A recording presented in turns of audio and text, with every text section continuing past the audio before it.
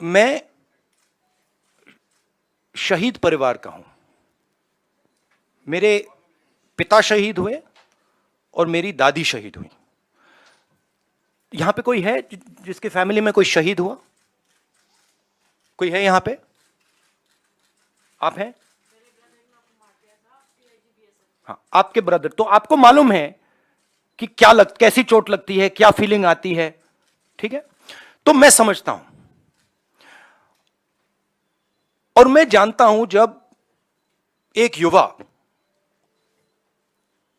अपनी जान देने के लिए खड़ा होता है और जब वो शहीद होता है तो उसके परिवार को क्या होता है, मैं जानता हूं, समझता हूं।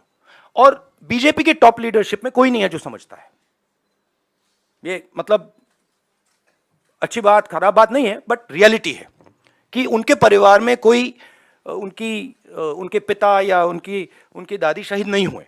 तो मैं बहुत क्लियरली समझता हूं और मैं ये भी चाहता हूं, मेरी जनरल अप्रोच ये है कि मैं चाहता हूं हमारा एक भी सिपाही किसी भी फोर्स का ना शहीद हो। यह मेरी स्टार्टिंग पोजीशन है कि मतलब मैं ये नहीं चाहता हूं कि हम इस चीज को कैजुअली लें कि हम सेना को राजनीतिक फायदे के लिए यूज कर रहे हैं और उसका नुकसान हमारे जवानों को, उनके परिवारों को हो। तो यह मेरे लिए बिल्कुल मतलब सैक्रोसेंट है, मैं ये नहीं करना चाहता हूं।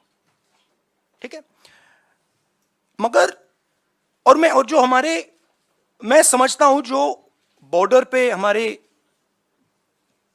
जवान आज खड़े हैं, आप मेरी टी शर्ट की बात कर रहे हो, मगर मैं जानता हूं वहां आज खड़े हैं सियाचिन में, उधर हिमालय पे। मैं जानता हूं कि उनको क्या डिफिकल्टीज सामना करनी पड़ती है और मैं उनसे प्यार करता हूं, हर सोल्जर से। और मैं चाहता हूं कि उनको कुछ ना लगे, चोट ना लगे। जब नेशनल लेवल की लीडरशिप स्ट्रेटेजिकली काम नहीं करती है, इंटरनेशनल रिलेशंस में, जियोपॉलिटिक्स में एकदम रिस्पॉन्स आता है। और हमारी सरकार ने जो चाइना का मामला है उसको कंप्लीटली मिसहैंडल कर दिया है। ठीक है, और मैं आपको मेरी थिंकिंग है, देखिए हमारी फॉरेन पॉलिसी का क्या लक्ष्य था और कांग्रेस पार्टी ने सक्सेसफुली क्या किया था कि चाइना को और पाकिस्तान को एक कभी नहीं होने देना है। यह सेंट्रल हमारा कॉन्सेप्ट था। ठीक है, और यह काम हमने बहुत सक्सेसफुली किया, यूपीए 2 तक। आज पाकिस्तान और चाइना एक हो गए और यह कोई मामूली बात नहीं है, यह बहुत गहरी बात है, यह डेंजरस बात है। ठीक है, और ये क्यों हुए हैं? क्योंकि हमारी सरकार ने मिसहैंडल किया है, हमारी सरकार ने फॉरेन पॉलिसी को मिसहैंडल कर दिया है और जो ब्रॉड स्ट्रक्चर है फॉरेन पॉलिसी का उसको वो समझे नहीं। ठीक है, अब मैं कह रहा हूं कि ये दो एक हो गए हैं, अब रिस्क है और कहीं ना कहीं ये कुछ ना कुछ करेंगे। और पहला कदम इन्होंने डोकलाम में लिया और दूसरा कदम इन्होंने लद्दाख में लिया। मेरे लिए, मेरी व्यू पॉइंट से ये प्रिपरेशन है। अगर नहीं है तो बहुत अच्छा, मगर मुझे लग रहा है कि ये प्रिपरेशन कर रहे हैं। और मैं सरकार को कह रहा हूं कि it is not if, it is when. Meaning अब आपको पूरी प्रिपरेशन करनी है और उस प्रिपरेशन में 2-3 चीजों की जरूरत है। सबसे पहले आपको सेना, वायुसेना, नेवी, जो भी हमारे स्ट्रक्चर्स हैं उनकी बात सुननी है।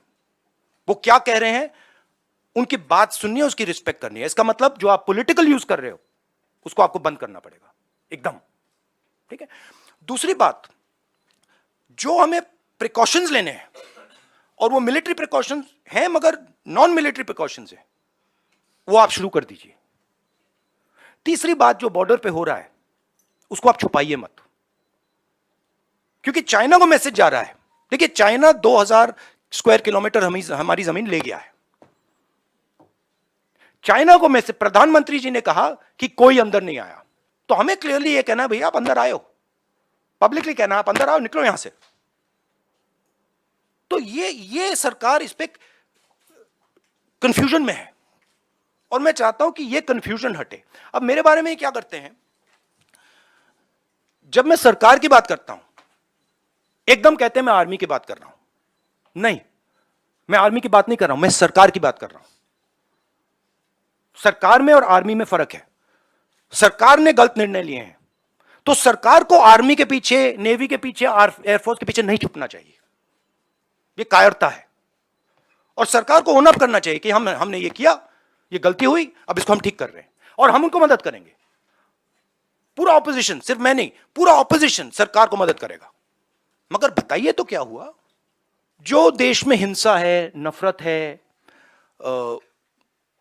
केओस है, इसका असर, इसका इफेक्ट दूसरे देश देखते हैं और उसका फायदा उठाते हैं।